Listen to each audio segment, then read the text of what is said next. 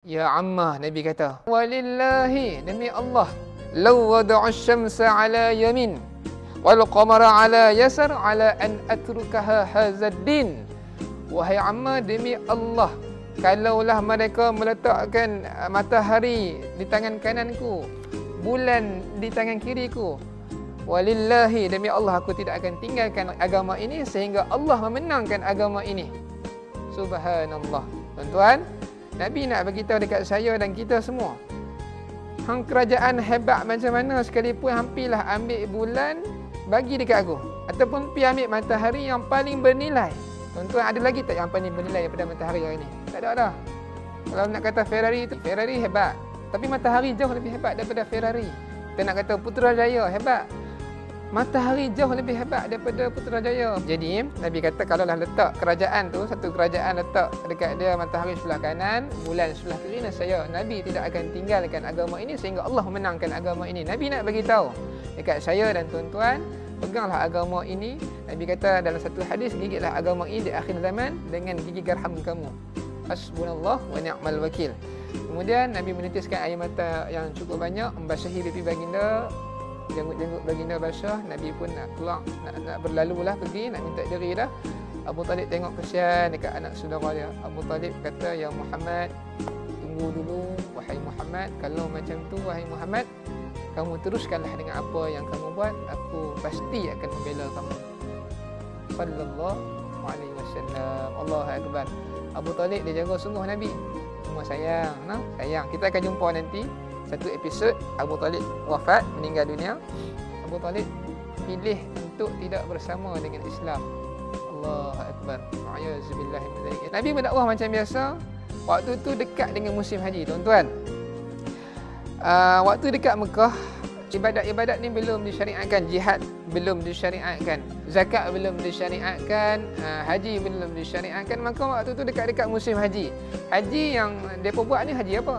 Kalau haji belum disyariatkan, baik, haji yang mereka buat ni, yang orang Quraisy buat ketika itu adalah haji mengikut saki baki syariat Nabi Allah Ibrahim AS yang telah diselewengkan.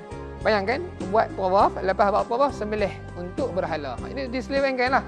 Dekat-dekat musim haji, menteri-menteri yang tadi tak dapat nak halang Nabi ni, pergi jumpa Abu Talib pun tak dapat nak halang. Pendirian Nabi teguh, pendirian Nabi solid, pemimpin-pemimpin Quraisy ni. Ada yang berbincang macam mana ni, duduk bayang, buat perbincangan, bincang. Okey, musim haji dah dekat dah. Orang nak main haji, orang nak datang Mekah, banyak orang ni. Kita kena buat sesuatu supaya orang yang datang Mekah tak masuk Islam. Kita kena war-warkan. Cakap orang lain pula, kita kena war-warkan yang Muhammad ni penipu. Kita kata Muhammad ni penipu. Lepas tu Walid kata, aku tak rasa dia penipu, dan orang ramai yang datang pun tak percaya dia penipu. Kita semua kenal dia Al-Amin. Tuan-tuan tengok dah. Orang Quraisy waktu tu pemimpin ni mestilah IQ tinggi. Nak tuduh Nabi kata penipu, susah, tak boleh. Muhammad bukan penipu. Nampak tak? Susah nak tuduh Nabi dengan tuduhan-tuduhan macam tu. Jadi pengajaran dia, kita kalau orang baik ni, susah untuk orang tuduh kita. Sebab itulah kita kena akhlak terbaik macam Nabi. Cuba tiru. Jadi bincang lagi. Kalau bukan penipu, salah seorang mereka bincang lagi lah. Kalau bukan penipu, kita kata dia ni penyair. Walid kata, aku tahu sangatlah syair tu macam mana. Yang Muhammad cakap tu bukan syair. Kita semua tahu tu bukan syair. Maka bincang lagi. Tuduhan kedua pun tak dia pakai, tuan-tuan. Bincang lagi. Nak kata apa? Penipu tak boleh. Penyair pun tak boleh. Kalau macam tu kita keluar dekat poster, banner apa semua ni, Facebook, Twitter, TikTok ni, kata Muhammad penyihir.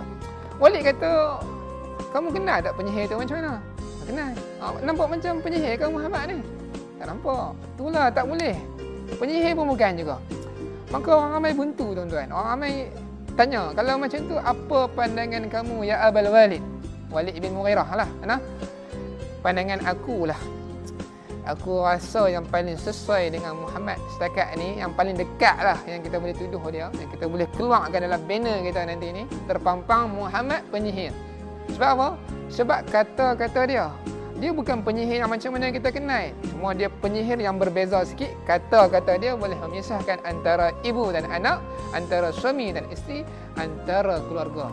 Jadi kita kata Muhammad penyihir. Ya, kalau macam tu kami setuju. Kita kelak kan kenyataan kata Muhammad penyihir. Baik. Lepas tu kelaklah. Maka keputusan mesyuarat dah dapat Muhammad penyihir. Kelak. Tuan-tuan bayangkan macam hari ni lah kita bawa kehidupan hari ni. Bila kita bersaksi lah kita bawa seperti kehidupan hari ni. Nak mudah faham. Kelak dekat Twitter. Kelak dekat TikTok. Kelak dekat Facebook. Dekat YouTube. Instagram. Bahkan tak cukup dengan online, kelak offline, poster kelak, banner kelak, banting kelak, kata Muhammad penyihir. Bila kelak kenyataan macam tu, orang ramai takut nak jumpa dengan Nabi. Kecuali orang-orang yang dipilih oleh Allah yang berfikiran waras, mereka akan tetap jumpa dengan Nabi. Nanti kita akan jumpa dengan antaranya Abu Zar.